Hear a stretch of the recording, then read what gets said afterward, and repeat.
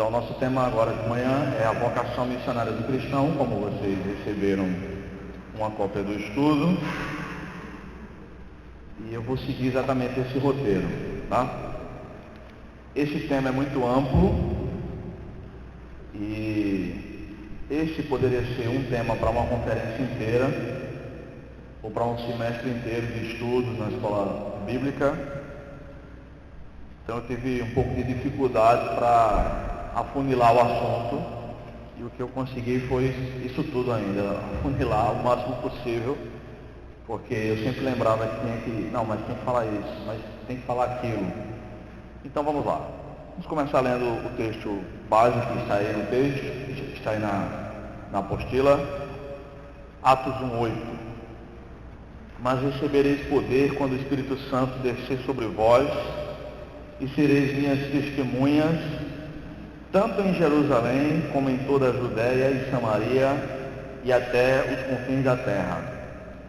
Este texto é a chave para a interpretação de todo o livro de Atos. Lucas está escrevendo o segundo volume, vocês sabem, para um homem chamado Teófilo, que era um novo convertido, muito provavelmente. Tanto o Evangelho quanto o livro de Atos, o Evangelho de Lucas quanto o livro de Atos, são endereçados para esse homem chamado Teófilo. Provavelmente ele custeou a pesquisa ampla que Lucas diz ter feito no princípio lá do Evangelho, nos primeiros 4 versículos do Evangelho de Lucas. E agora ele está, lá em Lucas ele escreve o que Jesus começou a fazer e a ensinar. Em Atos ele escreve o que Jesus continuou a fazer e a ensinar, dessa vez por meio da sua igreja. E Atos 1:8 é um resumão de tudo que vai acontecer no livro. Eles recebem poder do Espírito Santo, e esse poder os habilita para serem testemunhas de Jesus Cristo, e a igreja deve testemunhar simultaneamente, isto é, tanto em Jerusalém, como na Judéia, em Samaria, e onde Jesus ainda não havia sido anunciado, que aparece aqui como confins da terra. E é exatamente essa sequência que vai se desenrolar na leitura do livro de Atos. Eles começam a testemunhar, eles recebem o poder do Espírito Santo e começam a testemunhar de Jesus em Jerusalém, logo no dia de Pentecostes, 10 dias depois que Jesus fala essas palavras aqui. Eles passam aquele tempo em oração e 10 dias depois eles recebem o poder do Espírito. E a coisa está muito bem, obrigado, lá em Jerusalém. Só que aí Deus envia uma perseguição e a partir do capítulo 8 eles começam a testemunhar em Samaria, na Judéia e em Samaria. E todos, exceto os apóstolos, são dispersos. Atos 8:1 diz isso. E depois, no capítulo 9, Jesus salva Paulo e o vocaciona para ser apóstolo, e ele vai ser apóstolo para todo mundo, apóstolo aos gentios. E do capítulo 9 até o 28º, então, o evangelho é anunciado aos judeus de outros povoados e aos confins da terra como um todo, tá? Então, Atos 1:8 é a chave para entender todo o livro de Atos, tá? Bem, vocação missionária do cristão. Eu quero definir primeiro o que é vocação e o que é missionário. Vocação é uma palavra que vem do latim vocare, que significa chamar. Vocação significa chamar ou chamar-se em latim. É uma inclinação, uma tendência ou uma habilidade que leva o indivíduo a exercer uma determinada carreira ou profissão. E a gente diz, desde a criança para o adolescente, ele tem vocação para coisa, né? Ele tem inclinação. E quando essa inclinação é semelhante à inclinação do pai ou da mãe, ou de um tio, né? Qualquer parente que seja, geralmente a gente diz assim, puxou ao tio, puxou ao pai, puxou a mãe, né? Então isso é vocação. Vocação é uma competência que estimula as pessoas para a prática de atividades que estão associadas aos seus desejos de seguir determinado caminho. Então vocação não é necessariamente a profissão da pessoa, mas é a habilidade que ela tem para exercer alguma função. Algumas pessoas têm vocação Para atleta, por exemplo, digamos que uma criança, um adolescente tem a vocação para ser jogador de futebol. E a gente sabe que, percebe que se a gente conseguisse colocá-la numa boa escolinha de futebol, ela provavelmente se tornaria um bom profissional na área e ficaria rica e tudo mais. Mas, por conta, sei lá, das circunstâncias, da pobreza da família, ou da falta de oportunidades, ou porque o professor da escolinha de futebol não foi com a cara dela, porque isso acontece também, ela precisa começar a trabalhar. E ela vai trabalhar fazendo qualquer outra coisa que não tem nada a ver com aquela vocação. Digamos que ela faça um curso técnico de contabilidade e ela vai exercer essa profissão porque ela conseguiu aprender aquilo, mas aquela não é a sua vocação. A vocação dela é ser atleta. Então, começam a haver pensamentos terríveis em quem não trabalha exercendo a sua vocação, e isso gera certa insatisfação, gera certa infelicidade, porque a pessoa tem uma profissão que é diferente da sua vocação. E a vocação é aquilo que Deus deu como seu dom principal, tá? E todos têm uma vocação, todos têm um dom natural, uma habilidade para alguma coisa, tá? Algumas pessoas, é claro, têm habilidades para mais de uma coisa, né? E são pessoas multivocacionais, tá bom? Então, vocação é aquilo que a pessoa faria até de graça. Isso é a vocação. Então tem muitas pessoas que trabalham numa área diferente daquela que é a sua vocação, mas no fim de semana, no feriado, trabalha numa ONG ou em outra circunstância, fazendo aquilo que de fato gosta e muitas vezes até de graça. Isso é vocação. E o que é um missionário? O missionário, a definição de missionário é aquele que tem uma missão, seja ela qual for. A palavra não está restrita ao âmbito religioso ou ao âmbito evangélico. Essa palavra não aparece na Bíblia, mas o conceito de missionário aparece. Mas há muitas outras palavras da teologia cristã que não aparecem na Bíblia, mas o conceito aparece, como por exemplo a doutrina da Trindade. A palavra Trindade foi criada provavelmente no IV século por um homem chamado Tertuliano, e não aparece na Bíblia, mas o conceito de Trindade aparece, tá? E os cristãos vêm utilizando esse termo para substituir termos bíblicos desde muito tempo atrás, tá? Então muita gente acredita, por exemplo, que os apóstolos são os missionários de hoje em dia. E eu estou falando dos verdadeiros missionários, eu não estou falando do Valdemiro, do René Terra Nova, dessa turma toda que se denominou e se autodenominou apóstolo. Não, essa turma não tem nada a ver com a definição bíblica de apóstolo. Dr. Rousseau Shelley, por exemplo, e doutora Bárbara, que esteve aqui ano passado nessa conferência, eles acreditam que a palavra certa para definir, a palavra bíblica para definir missionário seja apóstolo. Eu discordo deles nessa questão.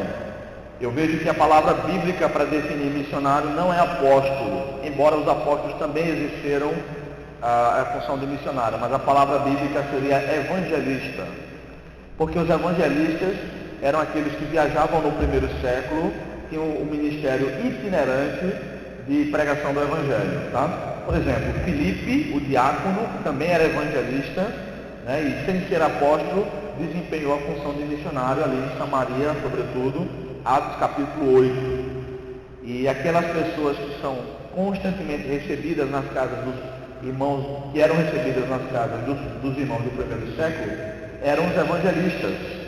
Por exemplo, na primeira carta de João, o apóstolo diz que aqueles que pregam o evangelho, outro evangelho, né, ele diz com outras palavras lá, que não pregam Cristo,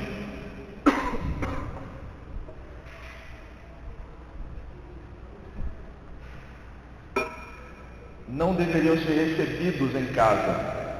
Mas aquela questão de ser recebido em casa era ser recebido para hospedar, tá? Então, um missionário no Novo Testamento é aquele que é enviado para uma missão.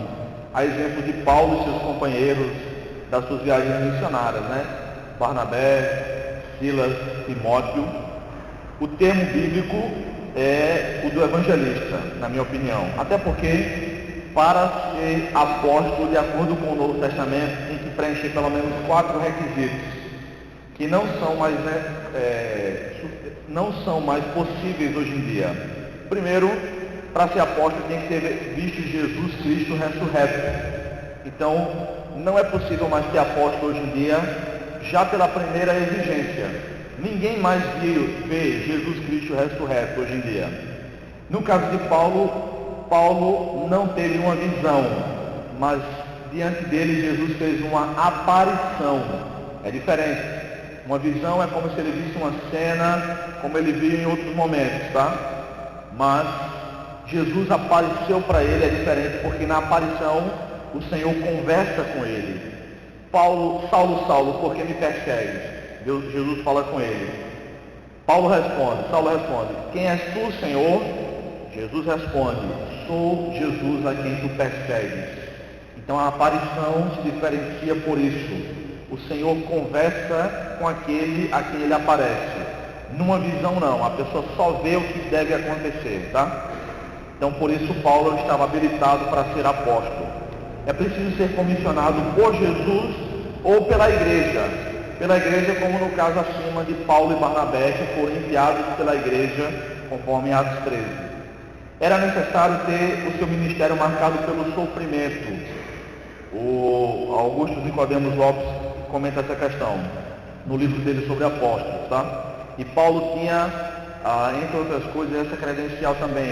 Segundo aos Coríntios, capítulo 11, ele coloca ali diante dos irmãos de Corinto o seu currículo de vida e de ministério, né?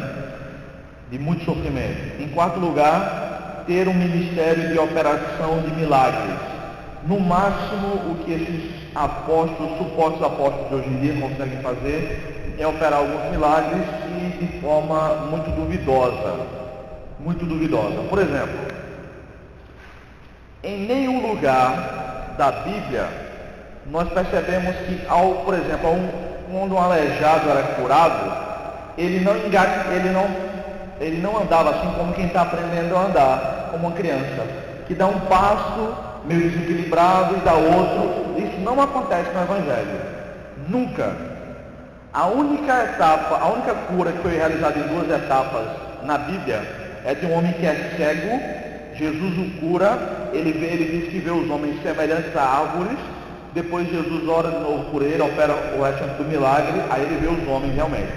Mas esse não é uma cura em 2 etapas por causa da incapacidade de quem o curou, mas por uma questão didática. Jesus tinha uma mensagem ali em relação a ver os homens semelhantes a árvores e tal.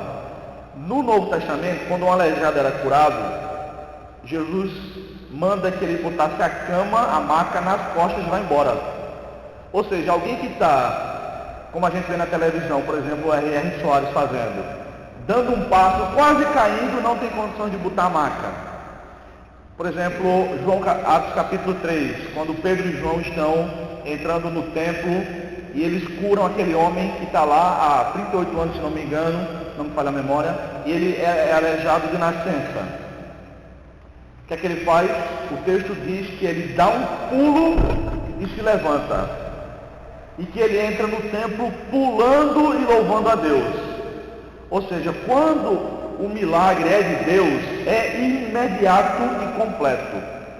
O que nos faz duvidar dos supostos milagres dos falsos apóstolos de hoje. Tá? Então, o termo correto para missionário, o termo bíblico era evangelista. Não era apóstolo e não pode haver apóstolo hoje em dia. Mas nem todo cristão é missionário. Com certeza, numa conferência de missões, essa era a última frase que você esperava ouvir. Mas eu vou explicar. Embora todos tenham que desempenhar uma função missionária, e a função que todos precisam desempenhar é a função de ser testemunha de Jesus Cristo. Missionário, por assim dizer, é aquele que sai com a missão de pregar. É aquele que é enviado pelo Espírito Santo e pela igreja para pregar o Evangelho. Todos os cristãos são testemunhas de Jesus. Embora o termo seja diferente para as ocasiões, não isenta os cristãos da obra missionária ou da obra de Deus, tá bom? Vamos ver melhor essa questão das testemunhas. O que significa ser testemunha? Primeiro, de acordo com o dicionário da Bíblia de Almeida, uma testemunha é uma pessoa que declara o que viu ou ouviu, ou seja, é a mesma definição que temos no dicionário da língua portuguesa, e é uma pessoa que fala da sua experiência com Cristo e da verdade do Evangelho. O livro de Atos, que eu tomei como base aqui, já que o tema é muito amplo, o assunto é muito amplo, eu quis restringir mais ao livro de Atos, apresenta 30 vezes a palavra testemunha e seus derivados. Se vocês quiserem conferir, eu coloquei todas as referências aí, em Atos. Quase todas as vezes que a palavra testemunha e os derivados dela, testemunho, testemunhar, aparece em Atos, quase todas as vezes é uma referência a testemunhar a respeito de Jesus. Pouquíssimas vezes é assim, e ele deu falso testemunho no tribunal, e deram bom testemunho de Timóteo, em Atos 16, né? Mas a maioria das vezes, esse testemunho é em relação ao testemunho que os cristãos davam a respeito de Jesus. Vamos ver algumas das principais referências do testemunho sobre Jesus em Atos. 4:33. E com grande poder, os apóstolos davam testemunho da ressurreição do Senhor Jesus, e em todos havia imensa graça. 14:17. Contudo, não deixou de dar testemunho de si mesmo, fazendo o bem, dando-vos chuva do céu e estações frutíferas, fartando-vos de mantimento e enchendo o vosso coração de alegria. Aí Paulo está em Atos falando sobre Deus, que através da criação dá testemunho de si próprio, né? 18:5. Quando Silas e Timóteo desceram da Macedônia, Paulo dedicou-se inteiramente à palavra, fazendo o quê? Testemunhando aos judeus que Jesus era o Cristo. Ou seja, Paulo provava pelo Antigo Testamento, por A mais B, que Jesus é o Messias prometido. 20 e 24. Olha como Paulo considerava o ministério dele, né? Mas em nada considero a vida preciosa para mim mesmo, contanto que eu complete a minha carreira e o ministério que recebi do Senhor Jesus, para dar testemunho do Evangelho da graça de Deus. 28 e 23. É a última referência do livro, a palavra testemunho. Tendo eles marcado um dia, muitos foram encontrar-se com ele em sua casa, desde a manhã até a noite. Olhe como ele era trabalhador. Paulo lhes explicava com bom testemunho o reino de Deus e procurava convencê-los. Notem que Paulo procurava convencê-los. Isso significa que ele usava todos os recursos de sua persuasão em prol do Evangelho. Eu vou voltar a esse assunto já já. Tanto pela lei, procurava convencê-los acerca de Jesus, tanto pela lei de Moisés como pelos profetas. Ou seja, ele usava todo o Antigo Testamento para convencer aqueles que lhe ouviam a respeito de Jesus Cristo. Os próprios cristãos foram chamados para serem testemunhas de Jesus e não de si próprios. Hoje em dia, quando alguém quer contar uma bênção na igreja, um livramento que recebeu, enfim, a gente chama de testemunho. Embora a Bíblia não chame isso de testemunho. Há lugar no culto cristão para isso. Há lugar sim para contar bênçãos, tá?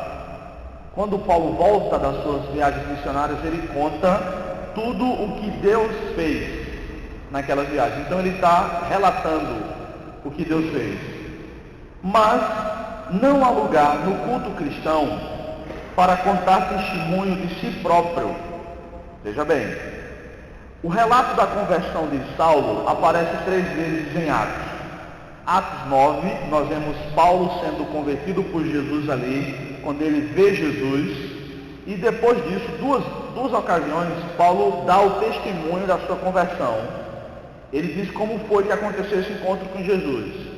No entanto, ele não entra em detalhes, não fala da sua vida pecaminosa, ele não descreve o passado como quem está com água na boca, com saudade, ou seja, ele não faz como em muitas igrejas nós vemos hoje. Alguém famoso se converte, a igreja mete uma faixa na frente ali e diz: venha ver o testemunho do ex-bruxo, ex-travesti, ex-garota de programa, ex-isso, aquilo, outro. E a pessoa passa 40 minutos contando desgraças, como pecava, com quantas pessoas pecava, quanto gastava, e depois gasta 2 ou 3 minutinhos falando como Jesus a salvou. Isso não tem lugar no culto cristão. Aliás, é até proibido pela Bíblia. O testemunho que a Bíblia fala que o cristão deve dar não é autobiográfico, não é a respeito de si próprio, mas é a respeito de Jesus. Aqui no texto em Efésios, faltou um S aí, irmãos, desculpa, foi erro meu. Efésios capítulo 5, versículos 3 e 4 diz assim: mas a prostituição e todo tipo de impureza ou cobiça nem sequer sejam mencionados entre vós, como convém a santos. Nem haja indecências, nem conversas tolas, nem gracejos obscenos, pois essas coisas são inconvenientes. Pelo contrário, haja ações de graça. Então o cristão foi chamado, todos os cristãos foram chamados para dar testemunho a respeito de Jesus Cristo. Não importa onde estejamos, onde estivermos, foi Jesus que nos colocou ali para sermos testemunhas dele. Alguns cristãos foram chamados para serem missionários, e esses missionários devem sair para pregar o Evangelho. Mas diante disso tudo, qual é o papel que o Espírito Santo exerce? Aqui em João capítulo 16, versículos 7 e 8, quando o Senhor está instruindo a respeito sobre o papel que o Espírito Santo exerceria, uma das funções, o Senhor disse o seguinte: todavia, digo-vos a verdade, é para o vosso benefício que eu vou. Se eu não for, o Consolador não virá a vós. Mas se eu for, eu o enviarei. E quando ele vier, convencerá o mundo do pecado, da justiça e do juízo. O papel de convencimento dos pecadores de que eles são pecadores, de que eles passarão pela justiça de Deus e pelo juízo de Deus, é do Espírito Santo. Somente o Espírito Santo consegue fazer isso. Tá? Charles Spurgeon disse certa vez que é mais fácil tentar convencer um tigre a ser vegetariano do que tentar convencer um pecador sem a ajuda do Espírito Santo. E ele quis dizer com essa hipérbole, esta comparação também, que não é possível. E ele estava correto ao dizer isso. No entanto, nós vimos que Paulo aqui em Atos 28, 23, ele usava toda a sua forma de persuasão para convencer os pecadores. E como é isso? É o Espírito Santo quem os convence? Ou nós devemos nos esforçar para convencer também?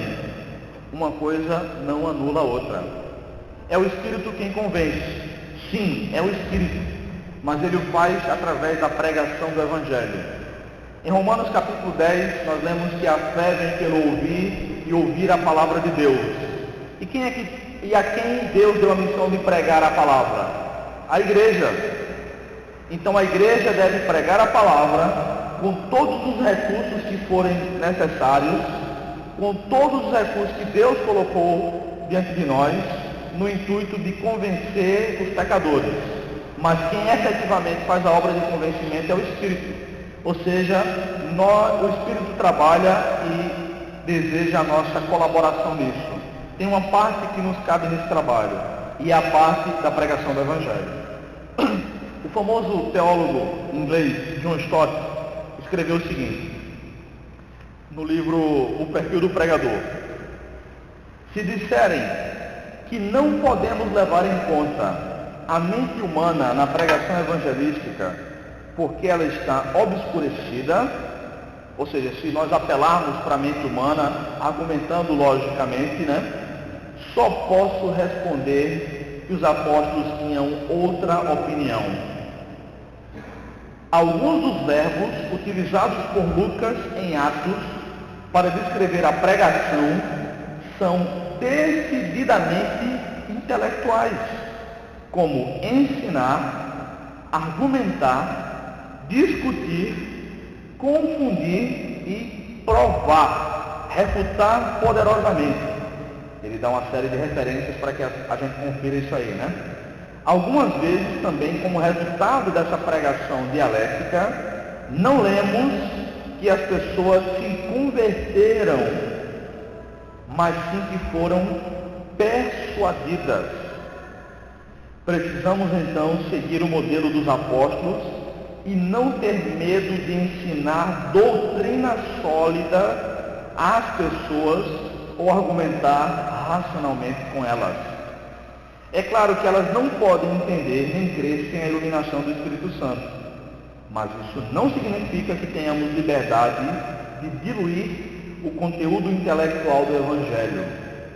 Como Gretchen Machen sabiamente afirmou, precisamos fazer o máximo possível para dar às pessoas boas razões para crer, mas é o Espírito Santo que lhes abre a mente para que reconheçam o peso das evidências. Ou seja, irmãos, quem efetivamente convence o homem do seu pecado é o Espírito, mas o próprio Espírito nos impulsiona, nos direciona à pregação incisiva, poderosa, lógica, com boas argumentações em prol do Evangelho de Jesus Cristo.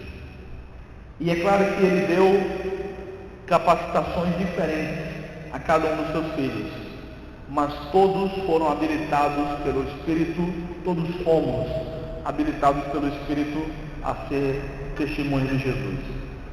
Ok, mas diante disso, qual deve ser então o papel da igreja local, da comunidade cristã?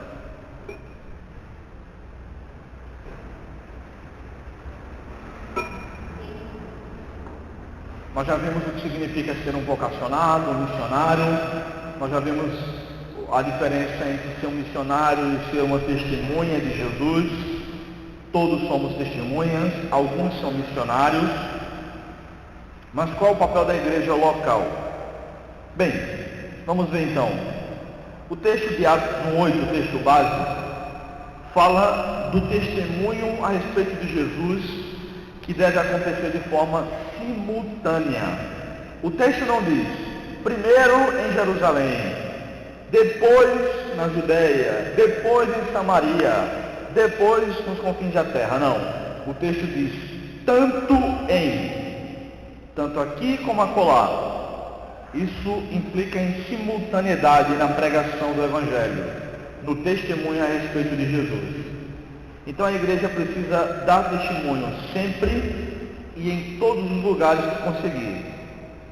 Para isso, eu sugiro 4 questões aqui. Primeiro, para testemunhar eficazmente, a igreja precisa da direção do Espírito Santo. A obra de Deus começou com a direção do Espírito Santo e deve continuar buscando o seu direcionamento sempre. Isso também inclui oração. A igreja precisa estar atenta à voz do Espírito, que fala através da Escritura e também direciona os seus servos para questões específicas. Como exemplo bíblico, eu coloquei aqui Atos 16, esse episódio que acontece dos versículos 6 a 10. Vamos ver. Atravessaram a região frígio-gálata, mas foram impedidos pelo Espírito Santo de anunciar a palavra na Ásia. Como assim? Quando chegaram perto da Mísia, tentavam ir para a Bitínia, mas o Espírito de Jesus não o permitiu. Então, passando pela Mísia, desceram para Troade. De noite, Paulo teve uma visão. Nela, em pé, um homem da Macedônia suplicava-lhe: vem para a Macedônia e ajuda-nos. E quando ele teve essa visão, logo procuramos partir para a Macedônia, concluindo que Deus nos havia chamado para lhes anunciar o Evangelho. Ok, é interessante porque as pessoas esse grupo de missionários foi impedido pelo Espírito de pregar o Evangelho num lugar, depois pelo Espírito de Jesus, ou seja, pelo Espírito Santo também, de pregar o Evangelho em outro lugar, e eles, então, talvez até não tenham compreendido imediatamente o que aconteceu. Mas aí Deus tinha uma direção diferente para eles naquele momento. E de noite, Paulo teve uma visão. Eu sublinhei essa parte porque fala do singular e do plural. Fala da visão que Paulo teve e da decisão que o time de missionários, entre eles Lucas, a partir daqui desse versículo, Lucas passa a estar presente nas viagens de Paulo. Até o capítulo 28 de Atos, nós vemos sempre no plural. Nós. Procuramos, partimos, chegamos, ou seja, Lucas está lá, a partir daqui, Paulo foi quem teve a visão, mas o time de missionários foi que procurou partir. Eles concluíram que Deus queria que eles fossem para Macedônia. Notem que não apareceu um anjo, nem o próprio Deus, nem Jesus dizendo: vá para a Macedônia. Paulo viu um homem, provavelmente com as roupas típicas da Macedônia, e o grupo, na verdade, teve discernimento para decidir: Deus quer que nós vamos para a Macedônia, partamos para a Macedônia. Então a igreja precisa ter a direção do Espírito, isso inclui oração e discernimento espiritual.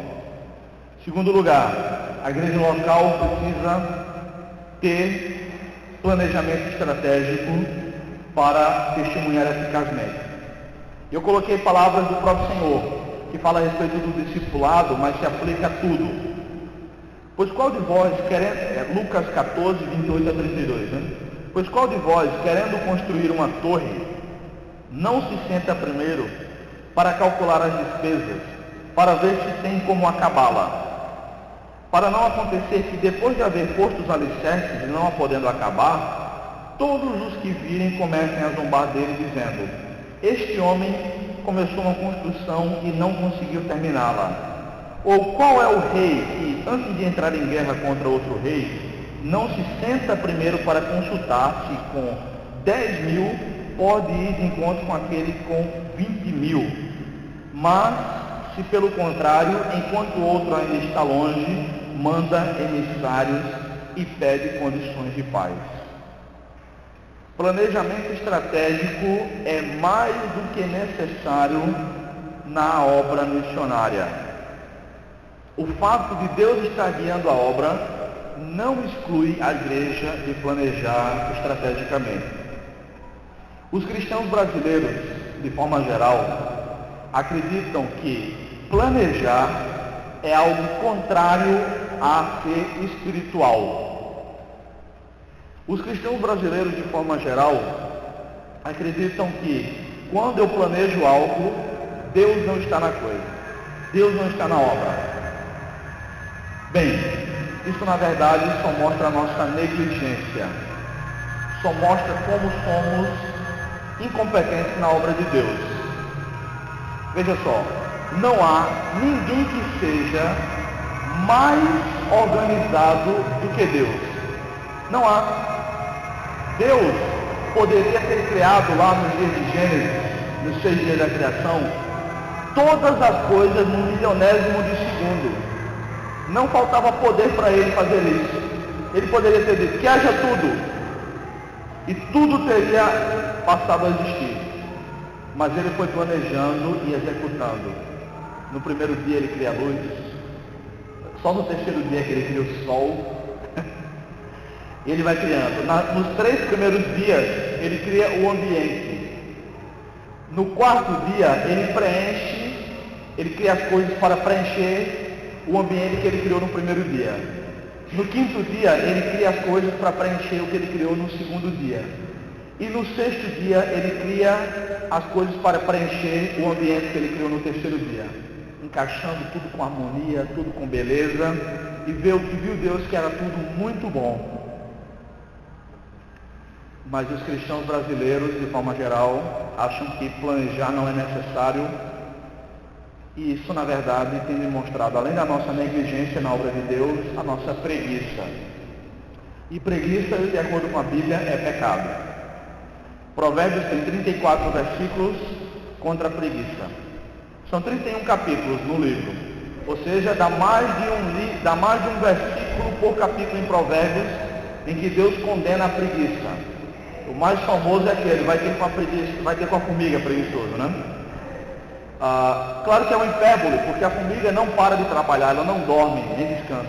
Deus não quer isso da gente, mas Deus quer que sejamos trabalhadores. E planejar não é pecado, organizar-se não é pecado. Muito pelo contrário, a probabilidade das coisas darem certas, não somente na obra de Deus, mas em tudo na vida, quando nós planejamos, é muito maior. É muito maior. Por exemplo, alguns cristãos brasileiros, sobretudo de igrejas pentecostais, acreditam que não é necessário preparar um estudo bíblico ou sermão, fazer anotações antes de pregar. Porque acham, não, Deus vai dar na hora. Mas o Deus que é soberano, é onipresente, onisciente, Ele não sabe quem vai estar lá na igreja quando eu estiver... Quem vai estar aqui na igreja quando, por exemplo, eu estiver preparando uma mensagem? Claro que sabe. Ele não sabe o que cada um precisa ouvir? Inclusive eu, ou qualquer pregador? Claro que sabe. Por que então não contar com a ajuda de Deus na preparação, no planejamento? A igreja precisa aprender a se organizar para enviar missionários. Terceiro lugar, para ser testemunha eficaz, a igreja local precisa ter liderança local consolidada. A igreja de Antioquia, que aparece em Atos, a partir do capítulo 11, no capítulo 13, Barnabé e Saulo são enviados para missões. É a primeira viagem missionária de Paulo. Mas essa igreja só enviou missionários no capítulo 13. Porque do capítulo 11 em diante, ela estava sendo solidificada. A igreja precisa ter uma liderança local consolidada para enviar missionários. Barnabé e Paulo puderam viajar tranquilamente, sabendo que no dia seguinte a igreja não ia ter um racha, não ia ter uma dissensão que o pastor ia ser trocado às pressas, e o novo pastor da igreja em Antioquia não havia possibilidade dele dizer, não vou mais enviar ofertas para Barnabé e Saulo. Não. Eles sabiam que aqueles profetas e mestres que ficaram lá, Simeão, Manaém e Lúcio, que são descritos em Atos 13:1, eles iam continuar firmes naquele propósito missionário. Ou seja, uma igreja que tem a liderança consolidada consegue planejar e executar a obra de Deus, claro, com a ajuda do Espírito. Uma igreja também que tem a liderança consolidada consegue transmitir segurança para quem está no campo missionário. Eu tenho uma amiga que passou 10 anos no Egito, 10 anos como missionária no Egito, missionária chamada Magali. De repente, floresceu a primavera árabe. Derrubaram o ditador lá, o Mubarak, e o bicho estava pegando no Egito. Ela precisou sair do Egito às pressas. E a passagem do Egito para Recife, que ela é de Recife, não é barata. Se ela não tivesse por trás uma liderança consolidada, provavelmente ela estava morta essa hora, que a perseguição ao cristianismo foi severa lá. Mas ela está vivinha da Silva. Ela não somente voltou para casa, passou um tempo se preparando e voltou para trabalhar com muçulmanos na fronteira da França, com Marrocos. Ela já falava francês e subiu ali para a França. Hoje ela trabalha com mulheres muçulmanas. Por que isso foi possível? Liderança local consolidada. Quarto e último lugar, é claro, o mais óbvio de todos, para ter testemunho eficaz do Evangelho precisamos de obreiros. Obreiros. Os obreiros devem ser preparados inicialmente na igreja local, ouvindo pregação do Evangelho, ouvindo sobre missões constantemente. A igreja precisa se organizar para fazer uma conferência como essa, precisa se organizar para envolver o máximo possível de pessoas, a ponto que não apenas haja cultos separados de missões, mas que a obra missionária faça fazer parte da liturgia da igreja. A igreja precisa se organizar para orar periodicamente, no mínimo, eu creio, semanalmente, talvez no domingo, por missões, um horário reservado para isso.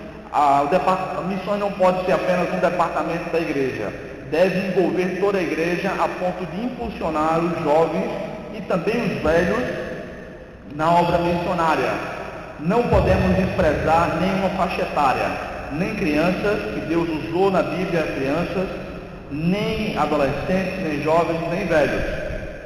Moisés escreveu o Salmo 90, e ele disse que o que passa de 70 anos é só enfado e canseira, lembra? Só que quando Deus chamou Moisés para libertar o povo do Egito, quantos anos ele tinha? Quantos anos? 80. Ou seja, ele já estava bem cansado, né? Pelo menos por uns 10 anos aí, de enfado e canseira. Eu percebo duas coisas com isso. A primeira é que Deus renova as forças daquele que ele convoca. Ele renova as forças literalmente. E não importa a idade. Se Deus te chamou, Ele vai te capacitar. Caleb tinha 80 anos, quando estava na frente de batalha de Israel. Ele não estava só aconselhando os jovens, não. Ele estava com a espada na mão e dizendo que se achava jovem, forte. A outra coisa que eu percebo é que nenhum tempo de preparação deve ser desprezado. Embora a preparação do obreiro cristão comece na igreja local, às vezes é necessário estudar numa agência missionária especializada sobre a questão. E muitas vezes a pessoa diz: para que eu vou passar 4 anos no seminário? E Jesus volta e eu não fiz nada. Como se Jesus precisasse da gente. Ele conta conosco, mas ele não precisa de nós, tá bom? É diferente. Moisés passou 80 anos no seminário com Deus, para ser usado por 40 anos.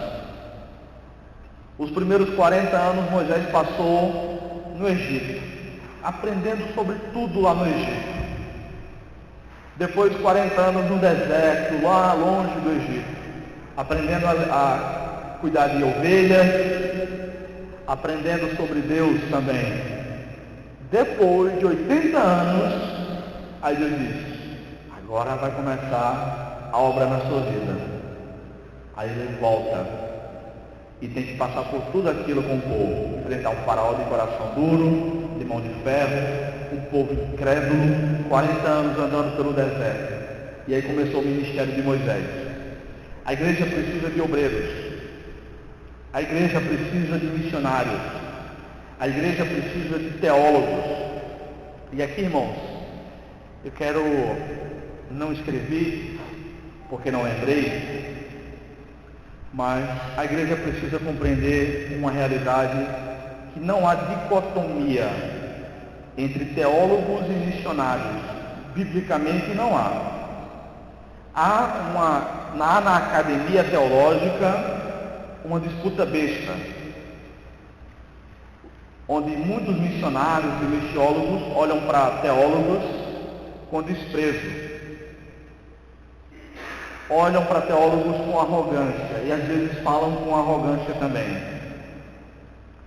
Como quem diz: eu não preciso estudar isso aí, não preciso, eu sou obreiro, eu estou no campo, e se acham superiores por causa disso. Por outro lado, os mesmos adjetivos são aplicados aos teólogos, que olham para obreiros que estão no campo sem diploma, com arrogância, dizendo, olha, nem estudou teologia, nem se formou. E a Bíblia não diz que tem que ter diploma para ser missionário. Tem que ser vocacionado por Deus. E das características que Paulo descreve para que o obreiro seja pastor, apenas uma característica, ou duas, sei lá, são acadêmicas. E 16 são de caráter. Para os atributos intelectuais, vamos dizer assim, são conhecedor da doutrina e apto para ensinar. Somente. Não diz que tem que ter diploma. Mas tem que ser marido de uma só mulher, tem que ter os filhos na sujeição, tem que ser um bom administrador de casa, tem que ser um homem de uma palavra só, temperado, sóbrio, humilde, manso, não pode ser novo convertido e mais não sei quantas características até completar 16. Então, biblicamente falando, não há diferença entre teólogo e missionário, porque o bom teólogo é aquele que sabe que todo o seu trabalho vai desembocar na obra missionária. O trabalho do teólogo não é para si próprio, para o gabinete apenas, ou para os livros, se esse conteúdo não servir para a igreja. E o bom missionário é aquele que fazer missões não é somente ir, não é somente sair, mas é sair para pregar teologia sólida, isto é, a Bíblia. Então não há dicotomia. Para concluir, os cristãos foram chamados, capacitados, serão de certa forma responsabilizados por Deus na realização da sua obra. Cabe a cada um de nós o envolvimento com Deus da obra e com a obra de Deus. Cabe à igreja local organizar-se para testemunhar simultaneamente de Jesus Cristo no maior número de locais possível. Se não for possível a igreja local enviar missionários com os próprios recursos, o engajamento com outras igrejas, ou mesmo com algumas missões, pode suprir essa necessidade. Que Deus nos abençoe. Vamos orar? Vamos orar. Se Deus tem falado ao seu coração para se dedicar de forma mais intensa à obra missionária, coloque isso diante dele nessa hora. E ele vai te direcionar. Bendito seja o teu nome, Senhor. Obrigado pela tua palavra que nos instrui sempre pelo caminho que devemos andar. Nessa hora, te agradecemos por esses irmãos que estão aqui e pelo que tu tens falado desde ontem. Senhor, se tu tens uma obra específica para alguns aqui nesse lugar, direciona-os. Se tu não chamastes ainda, Pai, chama agora. Chama nesses dias para a obra específica na tua obra. Para um trabalho específico na tua obra, Pai. No nome de Jesus. Amém.